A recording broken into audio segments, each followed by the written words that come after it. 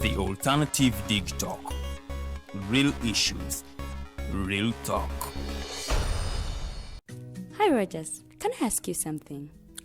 Shoot. What does corruption mean? Well, summarily, corruption is abuse of public power for personal gain or for the benefit of a group to which one owes allegiance. For example, when a public office is abused by an official accepting or soliciting a bribe. By the way, private people can be corrupt too, like bribing police officers to escape fines. Okay. So exactly how does that concern me? Well, do you pay taxes? I guess, yeah. What does that have to do with this? Everything. Because those taxes you pay are supposed to facilitate services you use, like water, electricity, roads construction, medicines in hospitals, name it. Okay, that is much bigger than I thought. But it can be stopped, right? Well, yes, it can, although it may not be as easy as it sounds. And here is the reason why.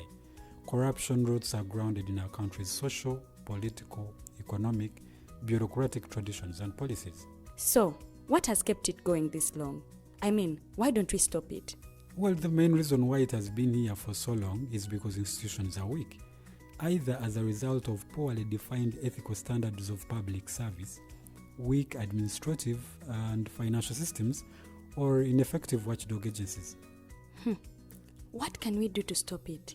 At a national level, we must focus on strengthening the independence and effectiveness of public institutions that fight corruption. At a personal level, we must commit to never giving a bribe. I promise I'll never give a bribe. Well, that's a great decision you have made. Me and you now have to spread this message to all our friends. If we all do our part, corruption will be normal. This message is brought to you by Alternative Digitalk.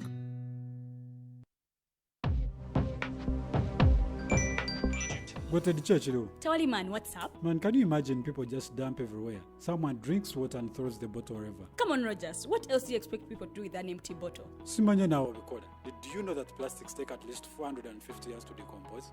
What? That's a long time. Exactly. Because plastics are made out of a lightweight and flexible material that doesn't decompose easily.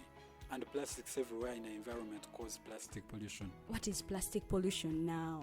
It is the accumulation of plastic waste in the environment, like bottles, polythene bags, straws. All of these contribute to plastic pollution. I have been using them without knowing their effect. Yeah, a lot of people have. Plastics are a danger to the ecosystem, both on land and in water. So how can we overcome this problem? Is there something we can do? Oh yes, we can reduce by minimizing the use of plastics, reuse by repurposing them, or recycle by collecting and processing them into new products. Everyone wants to change the world, but no one wants to change themselves for the world. How about we change our habits for the world? And it starts with me and you. This message is brought to you by Alternative Digitalk.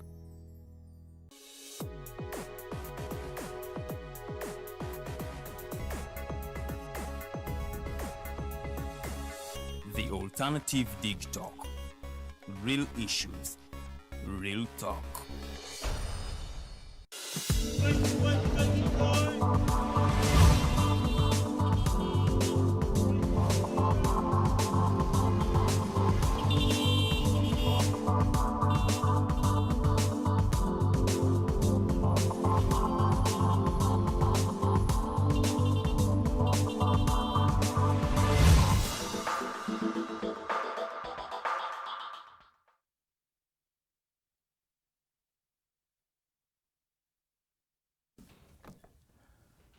Nkwaniza nnyo kubanga ate okyali naffe tuli mu Mighty Drive tutambula Monday to Friday essaawa zibeera 2 ez'okumakya okutuuka ate ku ssaawa 4 ez'akalasamayanzi. Kulikayo nnyo mu updates zaffe ez'olunaku ate olwaliro nsuubira weeyongedde okubanga ate otegeera ebigenda mu maaso mu ggwanga. Nga bwe nakusuubizza nti nja kuba n'omugenyi wano mu studios.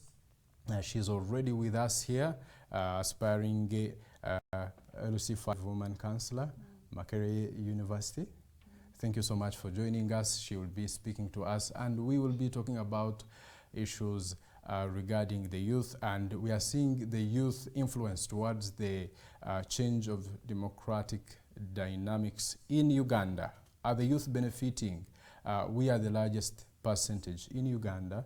So we shall be talking about the youth. We talk about her as a person briefly, but our main discussion will be around the youth. So if you are a youth out there, please be part of this conversation. I believe it will be very nice. My name is Kenneth Rwemilemberwa, and I will invite her to speak to you. Good morning. Thanks for joining us. Thank you for having me. Say hi to our viewer out there. Good morning, viewers. Thank you for tuning in, and we hope that today's conversation will be quite fruitful to you. Yes. Oh, thank you. So, who is Kirabo Marion? To someone out there who doesn't know who Kirabo Marion is. Okay. Kirabo Marion is a lawyer by profession, but also has been a human rights activist and a woman rights activist. I currently lead a small organization that is geared towards empowering women, especially women in democracy, so that we can produce more transformative leaders that can be relevant to society. But also, in addition to that, when it comes to Makerere, I have also been a student leader at Makerere that led several initiatives. For example, the Fees Must Fall initiative to ensure that we have affordable education at Makerere, but also projects against sexual harassment within the university. So I have been a leader in Makerere when I was still a student there, and therefore the constituency is not new to me.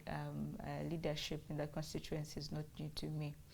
But on the other fronts, I have also been part of initiatives like March to Parliament, especially in helping the participants receive legal aid, but also tracking. I was part of the volunteers who helped the participants in terms of tracking, knowing which cells they have been imprisoned in, making sure they all received legal services. So I have been in the activist space, mostly as an activist, but also a support system for activists. Yeah, so really that is me the as a now person. part now, I want this new person coming in. So currently I am now aspiring for the seat of LC5 woman aspirant, so LC5 woman councillor on the National Unity Platform ticket. Makerere is quite a unique constituency, I would say, apart from the rest of the sub-counties. It's unique because it's a sub-county but also an institution. And a government institution, which means that most of its services that would have been under the jurisdiction of KCCA are really handled by the university itself. However, when we talk about the role of councillors, then that becomes unique, that apart from representing it on KCCA, you find that you then need to get involved in the affairs of the university in order to effectively represent your people, which means that when it comes to, let me say, non-teaching staff who make up the bulk of my voters, people will expect you to stand up for them, let me say, when they have issues with the university about certain entitlements that they feel that they're entitled to but have not gotten. Though it is not your role, but you have to get involved, because at the end of the day, as their representative, you're supposed to be their voice wherever you are. And that is why even on Makerere University Council, there is a KCCA representative, which ideally would be one of the Makerere councillors. So you become the voice of the people, advocating for them, supporting them in different ways, whether it's staff, whether it is students, putting their issues forward wherever you can. All right. Thank you for that great introduction. I believe our viewer out there can now know the kind of caliber you weigh now. So that's so interesting. I'm really glad to hear that you have contributed towards the positivity of your place, even our country, Uganda. So at your age, you're young, I would say. It sounds somehow unbelievable. Maybe like, I'm not saying that's not true, but it sounds like, oh my God, what kind of person this is. So one would ask, what has inspired Kirabo Marion to go through such a process that I believe your main focus has been to see a positive change? Yeah. So what is that is pushing you? What inspires you to come in, not even here as the aspiring LC5 woman councillor, but even that brief background you have talked about? What has kept inspiring you? And what is inspiring you to this very minute? I think for me, leadership, the reason why I aspire to leadership is that I think I deserve good leaders. I think I deserve leaders who care about me, my community. I think I deserve leaders who, even when things are hard, wake up every morning to try and make headway and try and fight to see that things get better, no matter how little those steps are towards that change, and no matter how long that change takes. So my belief has always been, if you find that in that community, for example, we are struggling with a governance problem in this country, now and again we as young people keep on looking to this old cohort that is currently in power, that is continuously abuses our rights, continually abuses our country, is really there to enrich themselves and their families. So as young people, it is our duty to rise up and say that no, we think this is wrong. We think we deserve better. And at the end of the day, you are in the evenings of your life. Everything you do right now will not directly affect you. You might be long and gone before you feel the effects, the major effects. Right now we're feeling the effects, but it's going to get worse. So the person who is going to receive the brunt of every decision you make is us young people. Therefore, it is our duty to step up and say no. We deserve a better caliber of leaders, and we can provide that leadership. Yeah. So that's the kind of inspiration that pushes you morning, day and night to come in. Yeah. So you've talked about, like, you believe that no matter how slow the process may be, you believe in that great future. You know, every step contributes towards reaching that great future. But we've had a challenge of maybe the youth believing in things that happen instantly. If I do this, let's do this, let's rush. Don't you find that a challenge? Dealing now, you're like a youth, so I believe you deal with the youth as well. Yeah. Don't you find it a challenge to deal with the youth who believe in quick returns? We are removing the dictator. The next week, if you fail this week, for us, we are not with you. Don't you find it a challenge somehow? Like a person who sees that a great future and you believe you can go step by step, no matter how hard and long it takes, and you achieve that. I think when you're in a struggle sometimes, there are things that catalyze that struggle. There are different points at which people feel that they have a lot of hope that things will change, and things will change sooner than later. The problem is when the sooner comes. I think I particularly cannot condemn anyone who after putting in so much faith has lost hope. But I will also say that if we look at, let me say, South Africa and how long apartheid took, and how Nelson Mandela spent like 20 years fighting that struggle, and then we compare it to, let me say, the current president Museveni going for 5 years. I think every struggle has its journey. The thing is that we should never lose hope, because at the end of the day, what is the alternative? The alternative is that then we stay in this downtrodden country that is being abused. We stay with corrupt leaders, that we stay with a country that is rigged with violence, where by any time you fear that you can be picked up and never seen again by your family, that the status quo continues. So we have no choice but to hang in there and continue to push. On the other hand, I acknowledge the human nature of, let me say, disappointment and feeling as if you have lost all hope.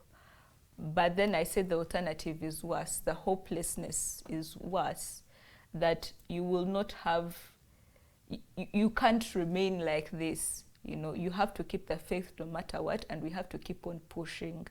Our time will come, liberation will come eventually, but the thing is not to give up. We don't know how close we are.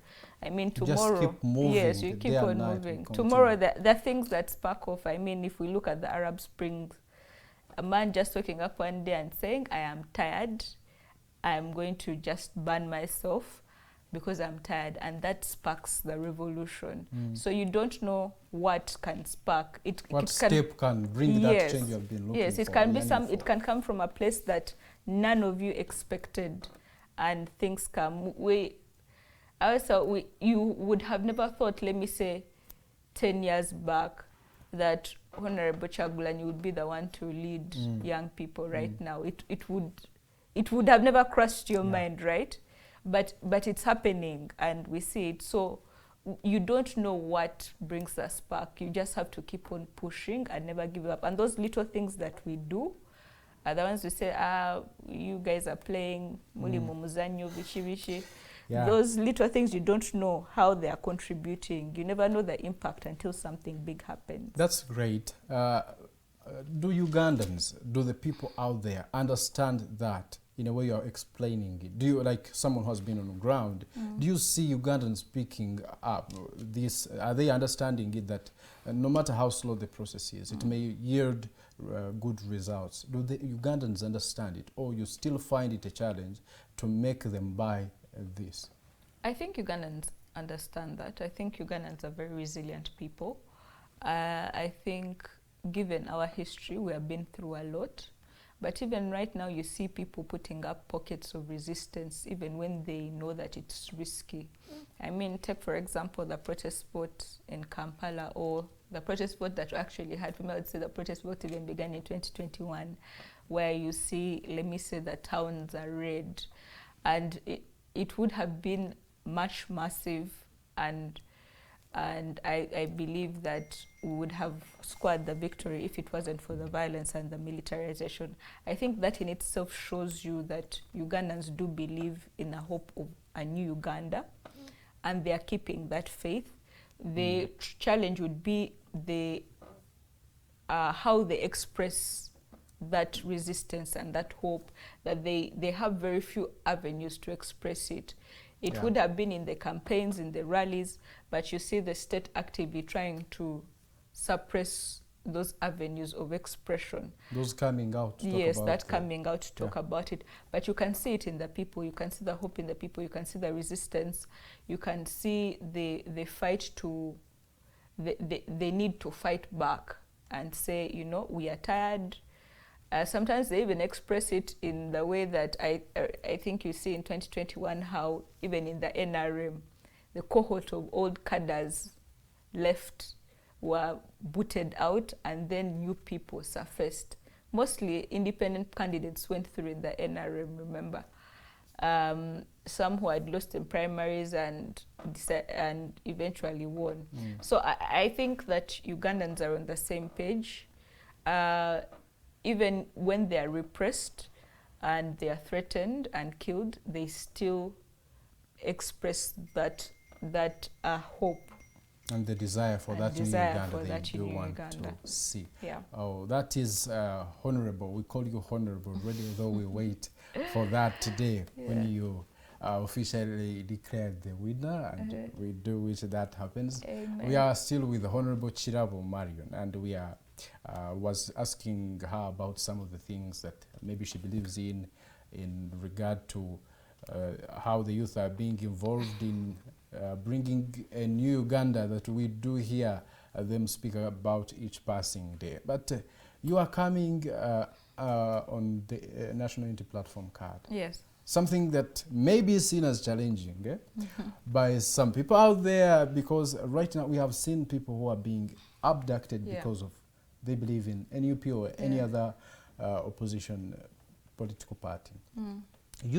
What forced you to choose NUP? Because even we have been hearing President Museveni speak and say, those of you who choose people from opposition, don't expect any good thing from them. How can we deal with those people? They don't even come to us. So with such an environment, what would inspire young you join NUP, come on the NUP card? Do you think you will be given a platform to deliver the best to your people and your voters? I think the first thing would be that I appreciate NUP for opening up doors for young people to express themselves and believing in them as leaders. Being a young person, I joined the political space when I was very relatively young. I think I was around 23, now 29. And there was a lot of gatekeeping, even in the opposition parties, I would say. You're too young, your time has not yet come, you know. Yeah. But also because at the top, these old cadres had nowhere to go. Some of them would have been aspiring for president, maybe some of them would be ministers, but because they're in the opposition and there is that, you know, there is that glass ceiling. That barrier. There was no one going up. And so for us, we could not come in, right? So here comes a whole new platform with a young leader who perhaps has also been pushed out because there was that controversy. I remember there was that controversy of what we came, nemutuzalawa, vichi. So but see where we are now. Yeah, but see where we are now. So here comes this young person. Yeah. He has this party. The old guard perhaps does not believe in him as much. So he is forced to look at fellow young people to be part of his platform. And for me, that's one thing I appreciate about NUP. If you look through our candidates, most of them are young.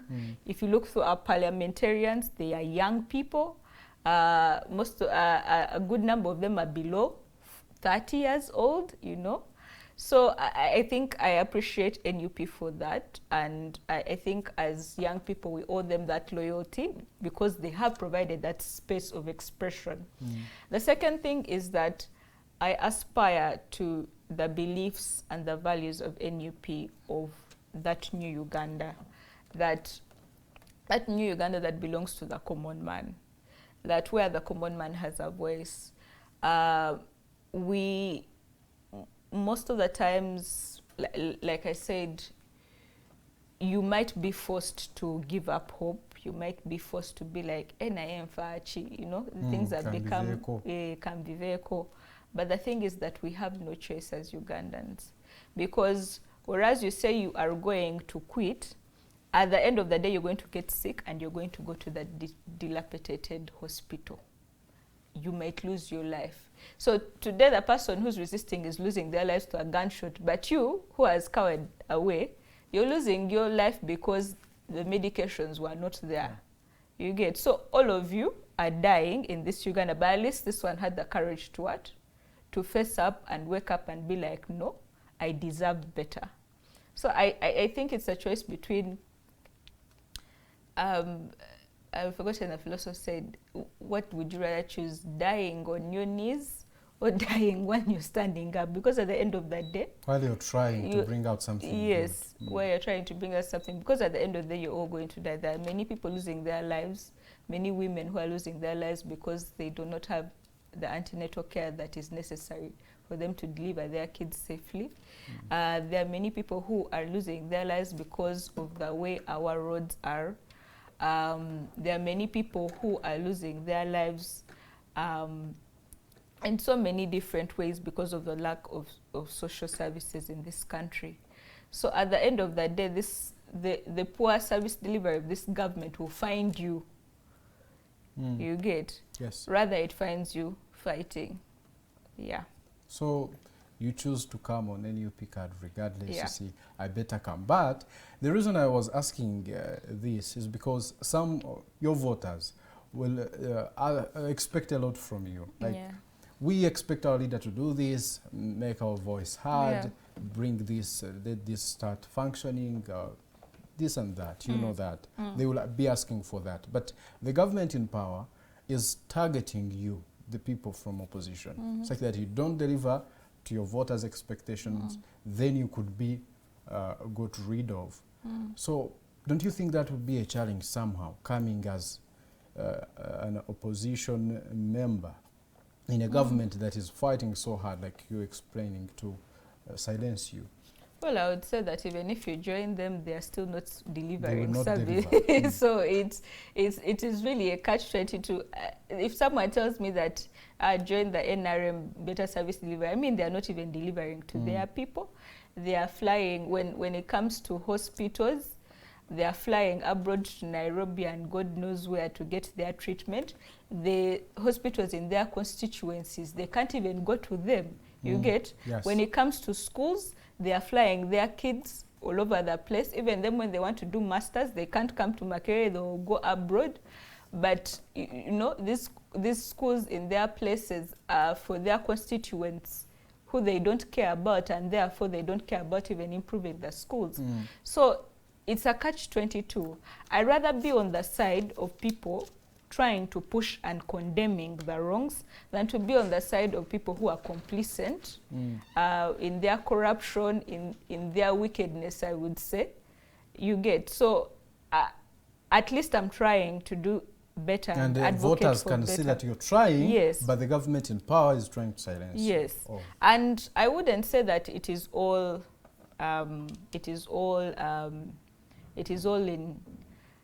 futile. I would say that sometimes when you make a lot of noise, we have seen it before, that sometimes, although it's these days it is quite difficult because the government in power is hell-bent on having its way, but in the times before, opposition MPs or councillors would advocate for some things, and there would be a kind of protection and a pushback. You get that some of those policies would be, would be pushed back. Or let me say, for example, I know that universal education really came as a reaction of government to some of Besigye's agendas, you get. So I wouldn't say it is all futile, that sometimes when you advocate for something so strongly and the people are behind you, because this government does not want a spark, it pushes back. The thing is for us not to get tired and continue to push even when we do not see headway. I'll give, for example, the recent judgment on military courts that came after many years and many years of pushing back. Yes, the government now wants to take away the gains of the people and reinstitute them and really render the judgment as, as useless. But at least it has been a significant win, that after all these years we have managed to score in that level of protection. Yes, the implementation has not been good, that our people are still behind bars. But so far so good. But yes, I think also we sometimes look at all the bad. I know it's glaring, but we should also tap our shoulders on the good things, that the little, so far the little achieved. achievements that we have had to keep us That's going. great. I really love how you talk about them with passion. You talk about bringing that positive change with passion, and I love it.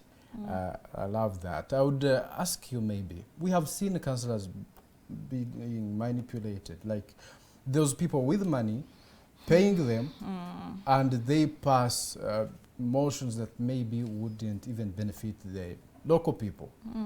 It is on record that councillors are being manipulated. It's something you'll have to really fight. What makes Kirabo Marion a special person to not indulge in such?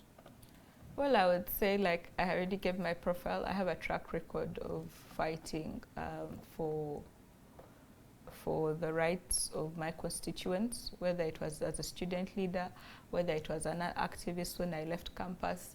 So the track record is already there. There is no doubt that that will fall unless something this happens. time round you will take something and keep quiet. You never kept quiet some time back. Yes, so I never kept quiet. There were always those opportunities Yeah, to yeah. be bribed and bought out, but we have kept steady and fast. But to me, I would say to the people that at the end of the day, when it comes to leadership, yes, there are so many avenues for you to express your decision or your vote or who you want to be your leader. There's a lot of intimidation, you know, whenever I go into an election, there's a risk of you dying. Yeah. But I still think it's important to show up. If a leader has disappointed you, vote them out. Vote in someone that you think is going to do better than the person. That's why we have elections, that we continuously have to remove the chaff and bring in new blood. Yes. You know, we can never have a guarantee that the leader you're going to vote in is going to do this. They might have been good in the past, But this time round they change everything yes. and mess So up that is the why system. elections are important. That we have tried you for 5 years, go and we try someone new. So that no matter your bad decisions in power, 5 years is enough to kind of remedy the situation. So the elections themselves are checks and balances to ensure that we have good leadership. I think what we should do is go to the polls, let us engage in this process vote and make sure that we vote in leaders who we think are going to do better than the previous cohort. I cannot speak for councillors, but if you feel that a certain councillor has not done right by you, It's time to now it get is rid now of that time person. to vote them out. Yes. Oh, that's really Yeah. interesting. That is Kirabo Marion for you. She is with us here, and you have heard from her. Such a fighter. That's how your president branded you as. All the NUP Really? people that are fighters. That this is a struggle, no time Yes. to relax. And that is it. I do thank you, people who are watching us. You can leave your comment down there in the comment section. People watching us from all our social media handles. Our social media handle is at the Alternative Uganda. You can send in your question. You can tell us what you think about some of these issues, especially how the youth are being involved in these democratic processes in their country. My name is Kenneth, and I'm with Honorable Kirabo Marion. We'll be taking a very short break, and when we do return, we'll be delving deeper into our topical discussion. For now, let's take a break. We'll be right back shortly. Don't go away.